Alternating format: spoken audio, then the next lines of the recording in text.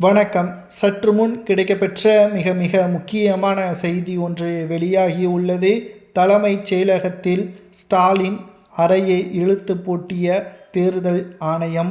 வருகின்ற சட்டசபை தேர்தல் நடைபெறுவதற்கு இன்னும் 45 நாட்கள் மட்டுமே உள்ள நிலையில் புதிதாக மாற்றங்கள் உருவாகக்கூடிய ஒரு காரணத்தினால் முதல்வராக இருக்கக்கூடிய ஸ்டாலின் அவர்கள் பதவி தற்பொழுதே முடிவடைந்து விட்டதாகவும் அதிகாரங்கள் எதுவும் அவரால் பிறப்பிக்க முடியாது, உடனடியாக ஸ்டாலின் அவர்கள் பதவியே அவர் ஒட்டுமொத்த அதிகாரங்கள் ஜிஓ அதாவது உத்தரவையோ பிறப்பிக்க முடியாது, தேர்தல் ஆணைய அதிகாரிகளது கட்டுப்பாட்டிற்கு வந்துவிட்டது. ஏப்ரல் 13ஆம் தேதி தமிழகத்தில் சட்டசபை தேர்தல் நடைபெறுகிறது. ஏன் இப்பொழுதே ஸ்டாலின் அவர்களது பதவியே பறிக்க வேண்டும்? அதாவது காவல்துறை ஸ்டாலின் கட்டுப்பாட்டில்தான் நேற்று வரை இருந்தது.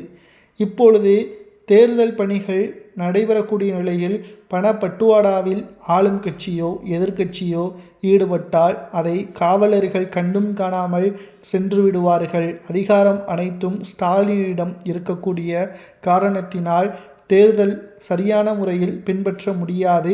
மக்கள் நேரடியாக வாக்குகளை செலுத்துவதில் சிக்கல் ஏற்படும் என்ற காரணத்தினால் நேற்று இரவே தமிழக முதல்வராக இருக்கக்கூடிய ஸ்டாலின் அவர்களது அதிகாரங்கள் முழுவதுமாக பறிக்கப்பட்டு விட்டது.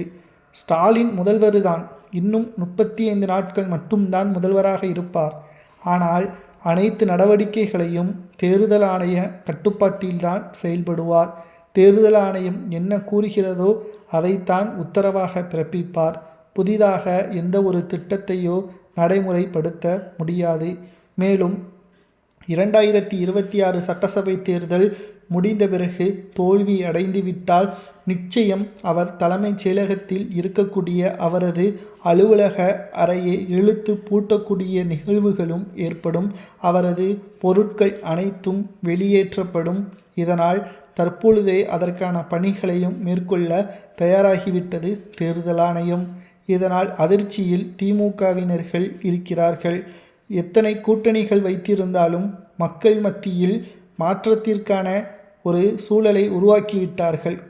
கலைஞரால் முடியாதது ஸ்டாலினால் நிகழ்த்தி காட்ட முடியுமா தொடர்ச்சியாக 2வது முறை வெற்றி என்பதை? நிச்சயமாக அதற்கு வாய்ப்பே கிடையாது. மக்கள் திமுகவை வெறுத்துவிட்டார்கள். 2வது முறை திமுக ஆட்சி அமைப்பது கடினம். இந்த முறை திமுக தோல்வியை தழுவும். தலைமைச் செயலகத்தில் ஸ்டாலின் அறையை இழுத்து பூட்டி தேர்தல் ஆணையம் வெளியேற்றப்படக்கூடிய நிகழ்வுகளை நாம் பார்க்கத்தான்